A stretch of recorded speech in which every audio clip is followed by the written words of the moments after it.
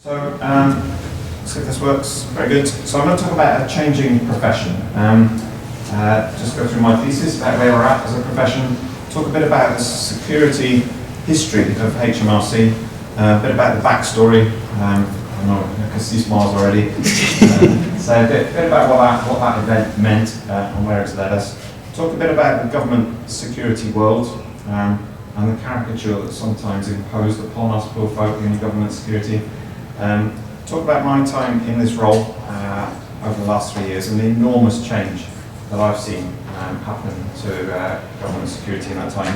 And then just have a chat at the end about some future challenges and actions that we're taking to make the security profession a truly great place to work. Is that why you're all here? Does that sound okay? Good, I'll give that a go then. So my thesis then. So my thesis is that we are at a turning point. It might not be a sharp right-hand turn. It feels like quite a slow, long curve, but it does feel like we're at a turning point.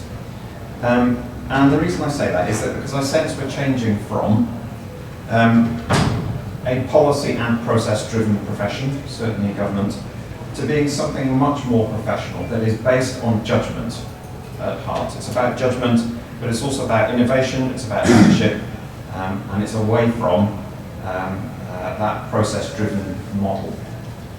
I think there's a parallel, but I'd be really interested to know what you think with the private sector in terms of regulation and compliance towards being seen to be an essential value-adding function to your business. So that's my thesis is that the private sector is at a particular financial sector, very, very compliance-driven, very regulated. And I'm wondering now if what government has gone through is a bit of possibly a precursor to something that's going to happen in the private sector as well. And my sense is that we are definitely at that turning point from being back office, like people like to know that we're there, but don't like to see us very often, to being at the board table much more, being viewed in the old days as kind of a necessary evil, the thing that you pay lip service to, the thing that's the last thing on the board agenda that you've got to do, to where we are now, certainly where I am now, is at the top of every board agenda, the first item on the agenda, and the agenda item that overruns on the board every time. So that's my sense. Over the last 3 years, that's kind of what I feel we've achieved. So the rest of the presentation is a bit of a canter through history, really, to work out whether we are at that turning point or not. So, a brief history of security. Yes, can't avoid it, can I? So, the discs, not just a massive event for HMRC, but a massive event for government, and in fact the whole sector. And still, however many years on, 2007, we're still talking about it, nine years on. It wasn't that big a deal when you think about it, not compared to some of the breaches that we've had since. But my sense is that it was a seminal moment. It was the first real big one where everybody went, "Oh crap, that's really bad." And you know, it was that point when things really changed. So my theory about why that loss happened was that HM Customs and Excise and the Inland Revenue had merged 12, 18 months beforehand. We were going through enormous organisational cultural change, colliding two departments that had existed for hundreds of years together with very different cultures. And the management focus was on that merger. In fact, the entire structure of HMRC was geared towards making people talk to each other. And the way that was done is by throwing the previous organisations up in the air and building the most hideous matrix organisation you can ever imagine, with one group of people focusing on customers, another group focusing on products, tax lines, another group focusing on yield, tax received, and none of them having primacy. So they were all in competition with each other and focusing on that sort of thing. And the focus on doing the day job well, running the operation, was lost for a period through that merger. It's an inevitable consequence, I think, of a merger like that. So you can draw, it might be a bit sort of post-rationalising, but you can draw dots between that sort of organisational mix and an event like losing 25 million child benefit records. So that's kind of me looking back 9, 10 years later as to why that might have happened. The consequence, as I said, really profound for HMRC, really profound for HMRC. It drove out an entirely new operating model that we're still using today. But it rippled out through the data handling review right across government in a very profound way. And I think, be interested to know what you think, rippled out way beyond that into all sectors, not just of the UK. You can still go to conferences now and still hear it referred to years later on the international conference scene. So a really big event. It caused us to invest over 3 or 4 years, figures, big figures, hundreds of millions, not hundreds of, up about £100 million. Huge sum of money, taxpayers' money, invested in improving the data security processes and procedures of HMRC. We lost our chief executive, the permanent secretary. Paul Gray resigned. That had a profound effect on the organisation and continues to have a profound effect. You don't forget the loss of a chief executive in that sort of circumstance. It has an impact on the way in which people think about blame and about failure and about errors in a way which still persists, I think, somewhere in the psyche of people who have been in HMRC for a while. And the culture has changed quite dramatically, I think, after that event. A really intense focus on protecting customer data. It's kind of driven into us now in HMRC, that it's, and quite rightly, that it's paramount. The negative side of that is that it's generated a quite locked down culture, a quite risk-averse, anti-innovation culture that had the heavy hand of bureaucracy and process in place. Lots of different roles generated, teams built, whose job it was to check and double check anything to do with data movements or system architecture or anything to do with data. Do you see what I mean? It's like that really profound effect on how the organisation thinks and feels.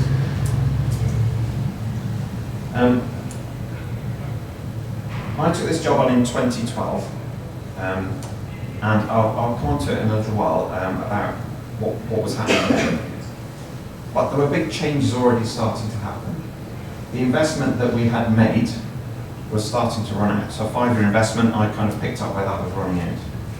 Big changes about to happen. So we're just on the brink of taking a big leap towards becoming a digital organisation. At merger, HMRC was 100,000 people. We're now 58,000 people. That's a huge cut. And the way in which we've been able to do that is by becoming a more digital. We did their online self-assessment return 31st of January. A few of you. Hopefully, it was a reasonably seamless experience. Instead of taking a chance. But we are more digital. We have been digital for years. You know, that's been digital. Chiefly import-export system's been there for donkey's years. So it's not like it's a new thing, but the scale of the digital transformation is now huge. We're also looking down the barrel of changing from a very waterfall-driven process to a much more agile process. Really profound change in the way in which you do change. And our supplier model, quite dramatically different. We're on the brink of changing from one conglomerate supplier, called Aspire, to a completely diffuse supply chain. A complete shift in the way in which we do supplies. Really profound. Looking to get rid of that sense of large single integrator and lock-in to using many more small and medium enterprises and a much broader supply chain. And of course, the inevitable shift to cloud and virtualization. We hadn't started that when I took this job on 3 years ago. My goodness, we've gone down that road now. And the move towards using more open source software, not just using it, but contributing as well. And also thinking about open data. So a really powerful drive to open up our data and make it available in an anonymized way for analytics and broader government use. We're looking down the barrel of offshoring. Now, I know this has been standard practice for a very long time in the private sector, but storing taxpayer data, sovereign data offshore, still a no-go, but doing your development and testing and running your IT operation from offshore, definitely something that we want to look at. And then the threat model just completely transformed in the last 2 or 3 years. Don't need to lecture you about that, do I? But just a really very different threat landscape that we're experiencing in the last 2 or 3 years. Does that all make sense? So this is what I kind of picked up in 2012, these big changes ahead. So we've got a culture that's about process, it's about protection, it's about caution, and it's frankly about a 20th century security problem, isn't it? It's about losing disks. You know, that's not the same problem as that list. So you've got a culture and an investment that's geared towards locking down things like disks, but the risks that we're facing are fundamentally different. Does that make sense? So the other thing in this space, I guess, is this is not just a HMRC issue. This is an issue for government. And in 2012, 2013, the Cabinet Office in particular, GDS, Government Digital Service, is driving a very, very hard bargain around IT transformation across government. As I say, away from large suppliers, single suppliers, away from lock-in, and much more towards the use of open source, smaller suppliers, and much more freedom in the IT market. So that's the HMRC view, but it's hopefully a cross-government view as well. And then the view of the centre, Cabinet Office, of the security profession is then dictated to by that problem of wanting to transform your entire IT estate, but these pesky buggers called security getting in the way. So I just wanted to sort of paint the picture of how security is seen, I think, or was seen in government at the time. I think we are definitely viewed as the policy police. So, you know, it's like getting builder in, isn't it? You kind of go, can't do that. And you get your clipboard out and your pencil, and you're policing against a policy. And the security policy framework, the big tome in the centre of government, is what you police against. You use all the regulation that you can to try and drive behaviour. Well, the types of people that we're dealing with in GDS don't care about that at all. They've got a bigger agenda, they've got a much more important thing to achieve, which is the transformation of government IT, driving down costs dramatically and providing much better digital services. So that's a good agenda to have. But the security profession, I think, we're still thinking in a 2007 disk loss process way. Yeah? So there's that kind of, we hadn't quite made that psychological shift. I think we were still doing security by numbers to a degree, thinking about computer says no in a way. The policy says you must do this, you must do that, without actually applying all our knowledge and intellect to the problem that we're facing. So there's a high degree of process-driven work and security by numbers. And then we only ever really worked in waterfall projects. So we had gates and we had processes and we had change methodology that we would built around. So we had certain points in a change process that we would intervene and get a red card out or a green card out and say yes or no. And we'd thump the risk management documents on the table and say that's how it is. That does not work in an agile, iterative, evolutionary project space. And I still don't think we've caught up with that at all. I still don't quite think we've figured out how to do that well. And just to drive home finally, I think if I were from GDS, Government Digital Service, I would be saying that security people only ever looked at the risk. It's the hammer and nail problem. We would only ever say, well, there's a risk of that, without really understanding the big business driver behind what we're seeking to do. Pretty bleak, isn't it? Your faces. So I think it's not that far off. It's a bit of a caricature, but I don't think it's that far off. You got a point? Have we got a microphone? You might just want to share. Sorry, Ian McKinnon. Ian. I mean, I agree with you that the exclusive risk focus from the profession was an issue and was apparent. And now I think we've flipped over to GDS saying cost savings and innovation. Yeah. So we've gone from one extreme to the other. In the middle of this extreme is the business, who quite frankly haven't engaged with security or understood it in such a way that they can make those decisions about cost benefit. It was either all about risk in the first half or all about innovation and cost saving in the second half.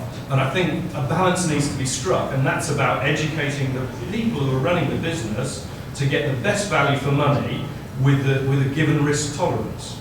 Spot on. That's exactly it. And that's why I say we're at that turning point. The pendulum is swinging dramatically in the other direction, and as a profession, it's our job to manage that swing so that it doesn't go too far. So I think that's exactly the point here. I'll come on to sort of the sort of last 3 years in government now. So, there we go. So let's just sort of build that out a little bit more. So in HMRC, we've not only lost our chief executive, but 3 or 4 years later, we've lost all the board members, bar one, who had experienced the disc loss. So that visceral sense of horror had gone. So when I took over, they were in that mindset of, well, we've done security, haven't we? That happened. We've done that already. So a big challenge there, and I've had to work really hard with my board and the non-executives to upskill them so that they can make exactly that point, Ian, and make those risk-based business security decisions. So I've done a lot of work with the board, and it's been fantastically successful. They are now very engaged. As I say, I'm at the top of far too much of their agenda. I'm quite bored with going to talk to the board about this. Investment. We've had to make the case for a new wave of investment that's geared around cyber risk, but also around educating our business and also educating all our staff about the new wave of risks that we're facing, and not get obsessed just with protecting customer data when it's on a disk, in effect. So we've built our own SOC, Cyber Security Command Centre. We're building that using our enterprise data hub. So the repository of all HMRC's data is the same place that we're building all our log data for our command center. Fairly innovative stuff. And we've had to shift the culture of HM Revenue Customs, not just from focusing on old style risks, but focusing on new style risks in a much more balanced way. So we're doing, I'm sure what a lot of you do, our Think Before You Click campaign, using innovative ways to train our staff, a bit more fun, to think about clicking on hyperlinks. We're doing digital footprint work, really trying to transform the way in which we do education and think about security in the organisation. And in my team, I've done an awful lot of work shifting the tone of our discussions with the business. So we talk about sort of a staircase, Jonathan's staircase, from being the policy police at the bottom and bureaucrats and administrators towards the bottom, to trying to be much more about strategic leadership, about talking with the business about the business and figuring out what it is that as an organisation we're trying to do, and then figuring out how you do that in an appropriately secure way. So it's about being helpful, it's about being engaged with the business and really understanding what it is that we're trying to achieve, and not just looking at the risks. Really, really important shift that we've made. And I think we've done that really well. We've made that shift. And then the technology, our CIO, our Chief Digital Information Officer, CDIO, has completely transformed the IT estate in HMRC. So we now have a much more virtualized estate. We're looking at cloud brokering so that we can move rapidly between cloud providers, which is quite scary when you're talking about all your data and all the systems and applications that we've got. And we're looking at offshore dev test, not just looking at, we're doing it, and a whole range of other things. So really charging ahead with innovation on technology. And then in government, things ahead. It doesn't make sense any longer, if you're building IT that spans across government, to have each department assuring, checking, accrediting that platform over and over again for each department. So we're moving much more towards a more centralised security model in government. so that you check once and then that applies across departments. That's a challenge. We'll probably talk about that in a minute. We're also looking at ways in which you can consolidate some of the security expertise around government. So you will have heard of the announcement of the National Cyber Centre. We're moving towards a single vetting provider, several big changes at the heart of government. We're also looking at clustering departments more so that we provide security expertise across the piece rather than 90 departments each trying to do it, one man and his dog, each for each department. And then the profession. So here we go. What I've tried to do is build from nothing, frankly, a profession that has a sense of pride, a bit of innovation, a sense of purpose and focus over the last couple of years. So if I just talk very briefly about what we're doing with the profession, and then I'll shut up and you can ask me some questions. So the actions that we're taking, we're building a careers framework that will be published in the next few weeks.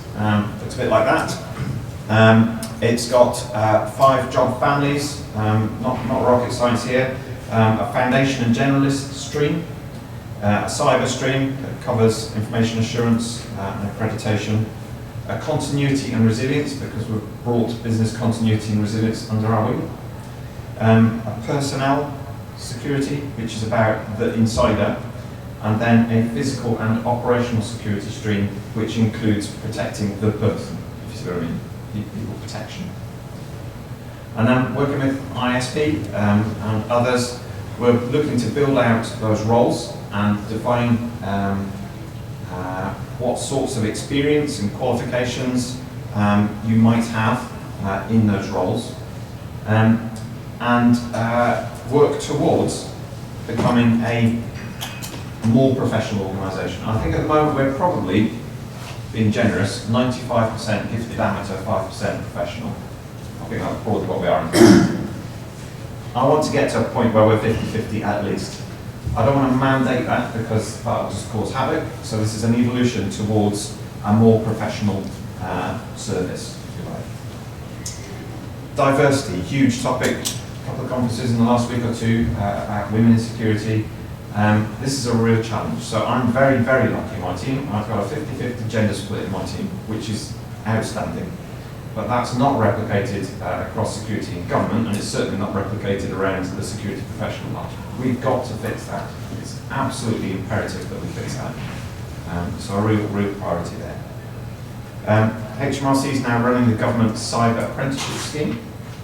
Very successful over the last 2 years. We're taking that on and running that for the Cabinet Office. And we're working very closely with other government professions. So security profession is one of about, I don't know, 26, 27 professions around government. So we're working very hard to make sure that those professions build in security to their training, and that we get comments going and we deliver security through others, which is the only way we're going to succeed. And then I've got a blog, and we've got a conference, and all the other good stuff that you'd expect from building a profession. So we're really proud of what we've achieved there in the last year or two. So let's just go back to my thesis then and see what we think. Are we at a turning point? Are we really shifting from that policy and process and do it by numbers approach to being much more professional and about judgment and about advice and about innovation and leadership, or not? Have we reached that tipping point yet? Is the same true in the private sector? Are we starting to see signs of moving away from regulation and compliance and about becoming a board level discussion about value add? And are we really shifting from back office to boardroom, or do we get kicked back there afterwards and done our slides? So, discussion. I suppose the final point is, are we ready for that challenge? As a profession, are we really ready to make that big shift, to become a core part of every business and a respected profession? What do you think?